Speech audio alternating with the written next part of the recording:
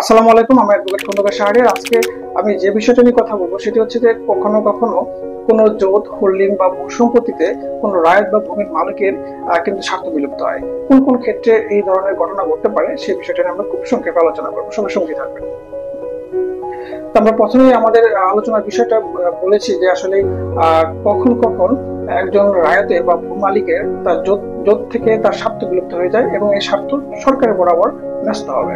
বেশ কয়েকটি গ্রাউন্ড রয়েছে, সেই গ্রাউন্ডগুলোর মধ্যে একটি অন্যতম হচ্ছে যদি কোনো ভূ মালিক বা রায়তের যদি উত্তরাধিকারী না থাকে কিংবা এই সম্পত্তি কারো বরাবর উইল না করা হয়, তাহলে কিন্তু এই সম্পত্তি সরকার বরাবর বর্তাবে।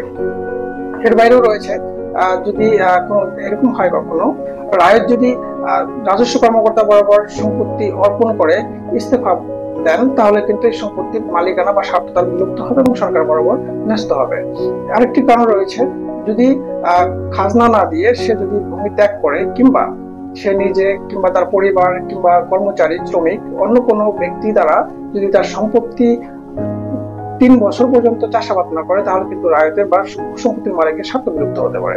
আরেকটি গ্রাউন্ড রয়েছে, যদি উত্তরাধিকারী সূত্রে সম্পত্তি অর্পিত হয়ে থাকে কোনো ব্যক্তির উপর এবং তিনি নিজে যদি খাঁটি চাষি না হয়ে থাকেন, তাহলে যদি সে নিজে কিংবা তার পরিবার কিংবা শ্রমিক কিংবা অন্য কোনো ব্যক্তি দ্বারা তার সম্পত্তি একটানা 5 বছর চাষাবাদ না করে, তাহলে কিন্তু এই সম্পত্তি থেকে তার স্বার্থ বিলুপ্ত হয়ে রাষ্ট্র বরাবর বা সরকার বরাবর কিন্তু ন্যস্ত হবে।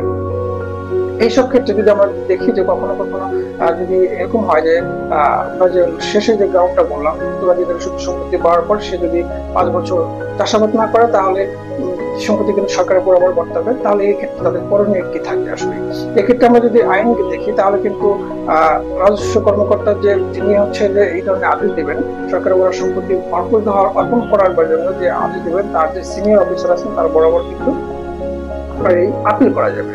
আপনি আপিল না করেও কিন্তু আপনার হচ্ছে যে রাজস্ব কর্মকর্তা যেদিন এই আদেশ দিবে সেদিন থেকে 90 দিনের মধ্যে আপনি আবার দেওয়া নিয়ে মামলাও করতে পারবেন। এইভাবে আপনি কিন্তু পরবর্তীতে এই ধরনের সম্পত্তি কিন্তু আপনি উদ্ধার করতে পারবেন। সবাইকে ধন্যবাদ। আসসালামু আলাইকুম।